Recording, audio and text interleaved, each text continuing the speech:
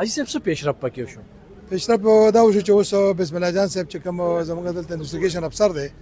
هغه دا ماته اوس وسوي چې زنانه رااله او دلته په عدالت کې زموږ د سیول جج صاحب جوډیشن مجسټریټ 164 کو په غزوی باندې داویداری وکړه یعنی زوی پلار وجل دی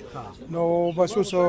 دا کو چې ان شاء الله دا گرفتاری مزرته متوقع چې وشي نو دا کیس ان شاء الله چې زموږ جرګې راتلله هغه د خدای پاک ډیر خو طرف ته بوتله هغه شي کې پیشرفت شو کامیاب شو. راتلونکي وخت کې داسې څونه قتلونه ویني چې دا ماشومان په دغه آیس کلو کې راغښته شوي یاره جي چې دا کوم څه شروع دی په آیس کې د ماشوم هم آیس کله او مطلب چې بیا غلاګانې کولې د هغې نه پس د پلار ته سر وخوراو د هغه باندې سختي پې وکړه دا کار وکړو دا چې کومه قصه روانه ده نو که دا آیس دا شی شوري نو زما خیال ده چې ډېر پلاران به راولږي بچي به مړه کړي او ډېر بچي به راولي پلاران به مړه کړي میندې به مړه کړي او دا یو لوی غضب دی نو الله تعالی دې موږ سره دغه وکړي موږ له پکار چې اوس راپاسو د دې خلاف یو جهاد وکړو ټولو که نه وای نو دا شی ډېر زیات به وي دې مین دغه به شروع بړومبی به تنګې بیا به وروسته نور تاسو نه الله کوي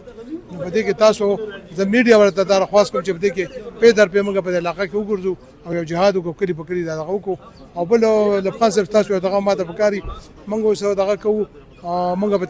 دغه کې شب قدر کې کامیاب شو موږ به هلته هر یو ویلیج کونسل کې دا کې خپل تنظیمونه جوړ کړل ویلیج کونسل او د کلو په ساته اوس موږ په مدا کې شروع دي اوس موږ لګیا یو او تاسو ورسره د کوپریشن کلی په کلی چې کوم تنظیمونه جوړو د راځینامو او د منشیاتو خلاف او رسول خلاف دغه موږ سره ورته مهرباني